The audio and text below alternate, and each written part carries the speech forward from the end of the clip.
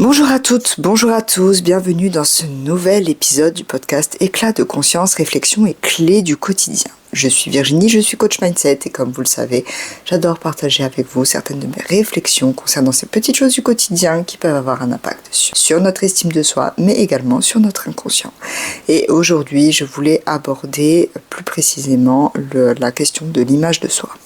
Alors, l'image de soi, pour redéfinir un petit peu ce que c'est en tous les cas, la manière dont je l'entends, ça va être la manière dont on se perçoit, certes physiquement, mais également ce qu'on suppose renvoyer comme image aux autres. C'est également les suppositions que nous nous faisons concernant les pensées des autres et les jugements à notre sujet, que ce soit au niveau physique, mais également au niveau de ce qu'on dégage et de ce qu'on revoit comme image. Alors pour commencer, il ne faut pas oublier que notre image de soi elle est quand même mise à rude épreuve parce que il y a beaucoup de représentations, notamment concernant les standards de ce qu'on devrait être, de ce qu'on devrait dégager, de comment on devrait être perçu, mais également par rapport aux standards dits de beauté. Malheureusement, on ne nous apprend pas à avoir une image de nous qui soit saine et qui soit stable et qui soit plus positive d'une manière générale. Je voulais surtout aborder un sujet qui peut paraître un peu anodin, mais qui arrive absolument à tout le monde dans sa vie. C'est les remarques qui peuvent venir de l'extérieur. Je tiens à repréciser une nouvelle fois qu'une remarque dite négative a 20% plus d'impact dans notre cerveau qu'une remarque dite positive. Et malheureusement, on laisse un petit peu trop les personnes extérieures avoir un pouvoir sur notre manière de nous percevoir. Sans compter qu'il y a déjà la peur du rejet, la peur du regard de l'autre, la peur du jugement, la peur de ne pas plaire, de ne pas être aimé, bref, toutes ces peurs-là, elles existent, bon, pour tout un tas de raisons, et ça, on n'est pas là non plus pour creuser à bloc, mais c'est vrai que malheureusement, il peut arriver qu'une simple remarque puisse vous pourrir la vie, littéralement. Et pourrir votre image de vous. Ce qui aura évidemment un impact sur votre estime de soi. Par ailleurs, même si cette remarque vient de quelqu'un de complètement random, dont vous n'avez rien à faire, ça peut totalement vous marquer de manière très négative et même créer une anxiété par rapport à l'image que vous avez de vous-même. Pour la petite anecdote, histoire d'illustrer mon propos, à l'adolescence, il y avait une personne, c'était un garçon d'ailleurs, avec qui je ne m'entendais vraiment pas. Voilà, on s'entendait pas, voilà, on savait pas s'encaisser, ça arrive, surtout à ces âges-là, des fois on s'entend pas et c'est comme ça.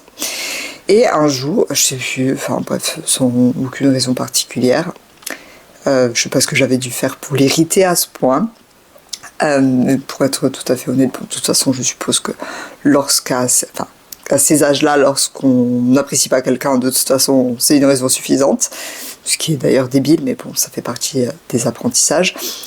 Cette personne me fait une remarque sur une caractéristique de mon physique, au niveau de mon visage. Et malgré le fait que je n'apprécie pas cette personne, que je me fiche complètement de son avis, parce que littéralement, voilà, rien à faire, et pas mine de rien, cette remarque, pendant des années, a créé un complexe chez moi. Mais un complexe vraiment hyper fort. Au point que même 10, je devais avoir 13 ou 14 ans quand c'est arrivé, donc au point que 10, 12 ans plus tard, je pensais même encore à réaliser une opération. Je ne sais pas si vous imaginez. Alors que ce trait physique, le trait en question, non seulement il n'y a pas tout le monde qui le capte, moi je faisais pas spécialement attention parce que, bon, voilà, vite fait je savais que c'était là, mais ça me dérangeait pas plus que ça.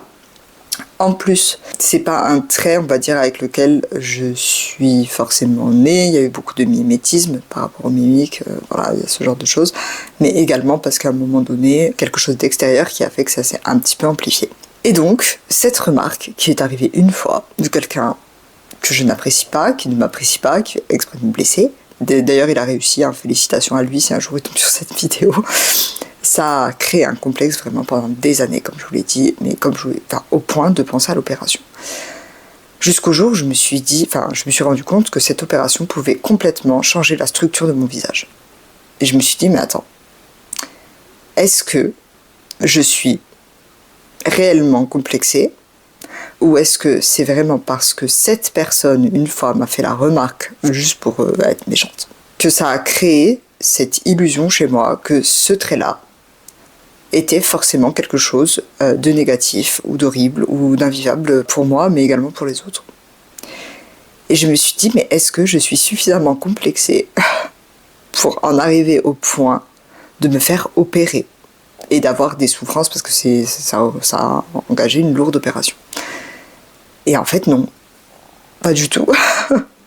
J'en suis venue à la conclusion que absolument pas. Ok, ça, de temps en temps, ça me gêne un peu. Enfin voilà, c'est pas de temps en temps, je fais encore le focus. Mais en réalité, ça ne valait absolument pas le coup de se faire opérer. Enfin, je ne l'ai pas fait d'ailleurs. Ça ne valait absolument pas le coup. Et je me suis dit, mais au fur et à mesure du temps, quand j'ai pris conscience de ça, je me suis dit, mais ok, très bien. Il y a des personnes qui vont capter, il y a des personnes qui vont apprécier. Parce que c'est pareil, les goûts et les couleurs, en fait, chacun est différent. Et l'essentiel par rapport à mon image, surtout par rapport à mon physique, c'est que moi avec moi. Les autres, si ça leur plaît, tant mieux, ça leur plaît pas, c'est pas mon dos en fait. Et je me suis dit, mais de là à penser à me faire opérer, mais c'est une folie. C'est vraiment une folie. Et d'ailleurs, je ne l'ai pas fait, j'ai complètement abandonné l'idée.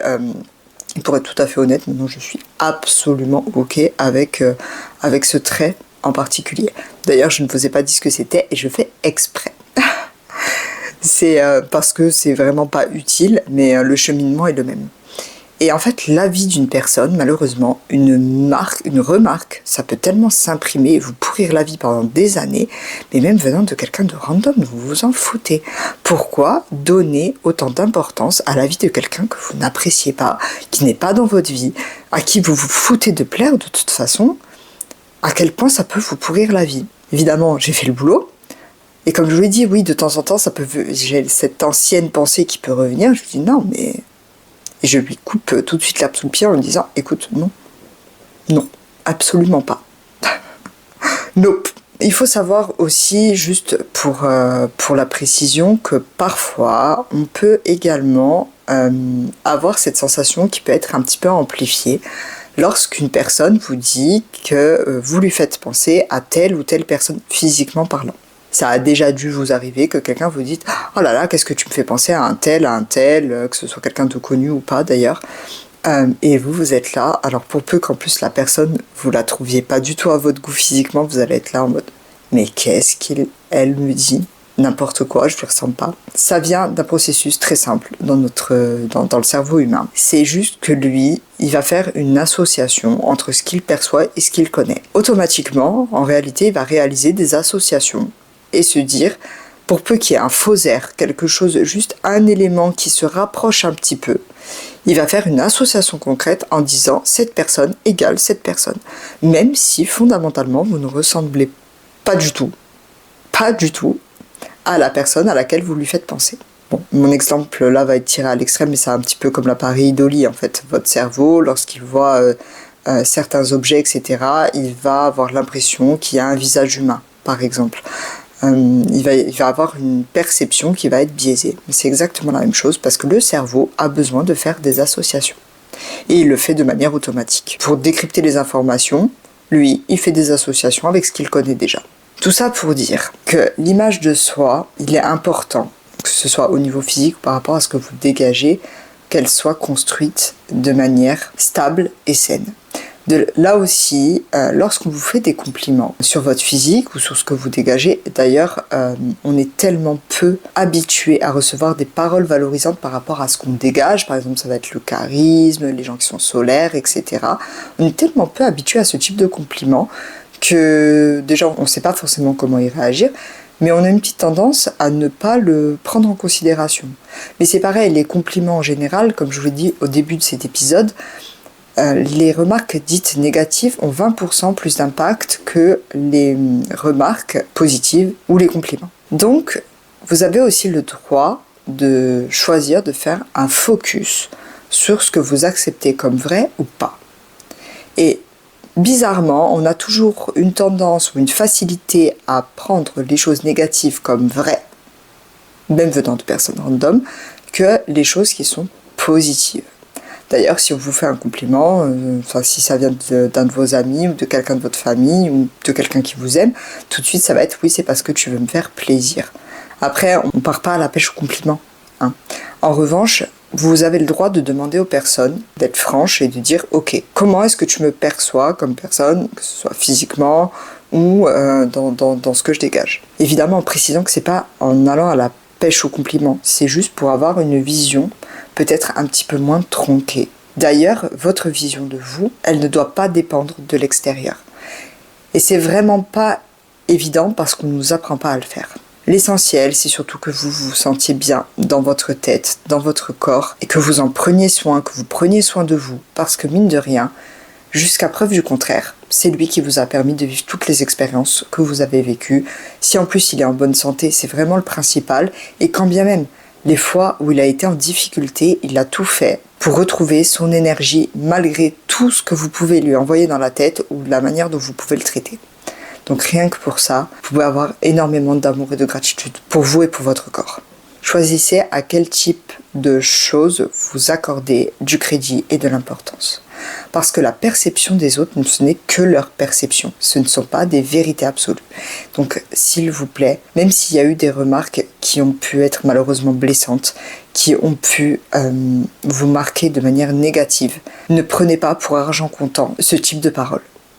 Vous avez le droit de ne pas les prendre en considération. Effectivement, en revanche, s'il y a vraiment quelque chose qui vous gêne, mais qui vous gêne à vous, sans que quelqu'un vous ait donné un avis déjà non sollicité à ce sujet, souvent négatif, si vraiment ça ne vient pas de remarques extérieures, évidemment, vous pouvez tout simplement réaliser les changements, mais attention, faites ça avec un maximum de discernement, ayez conscience des conséquences que ça peut avoir, etc. Donc prêtez attention à ce à quoi vous accordez du crédit. L'avis des personnes, ça ne regarde qu'elles. Parce qu'en fait, ce n'est que leur perception. Comme je vous l'ai dit, c'est avec aussi leurs expériences, les raccourcis que font leur cerveau. Et ça, vous n'y pouvez rien. Et ce n'est pas parce qu'une personne a une perception de vous qu'elle est forcément juste. D'avoir une bonne image de soi et de l'amour pour soi, que ce soit dans les bons moments, dans les qualités, mais aussi dans les mauvais et dans les défauts, c'est quelque chose d'important à apprendre. Ça ne fait pas de vous des personnes narcissiques, ça ne veut pas dire que vous vous sentez au-dessus ou que vous pensez que vous êtes parfait, pas du tout. C'est loin d'être le cas, donc je vous invite également à vous détacher de ce type de croyances. Je suis la preuve vivante que nous pouvons passer à travers ce genre de choses. Alors certes, ça nous demande de l'attention, ça nous demande du travail entre guillemets, mais je peux vous garantir que ça vaut vraiment le coup. Cet épisode touche à sa fin, donc s'il vous a plu, n'hésitez pas à le liker, partagez-moi en commentaire si ça vous est déjà arrivé d'ailleurs, et s'il y a des choses peut-être qui vous bloquent encore concernant une remarque que vous avez peut-être reçue il y a des décennies. Je vous invite également à partager cet épisode aux personnes qui pourraient avoir besoin d'en entendre le contenu. Aussi, n'hésitez pas à vous abonner pour ne louper aucun des futurs épisodes. Petite parenthèse, vous pouvez également vous rendre en description afin de vous inscrire à la newsletter, car c'est là-bas que je partage le plus avec vous et je tiens à ce que ce soit du contenu vraiment exclusif. Je vous donne rendez-vous mardi prochain, même heure, et en attendant, ne l'oubliez pas, vous êtes la clé.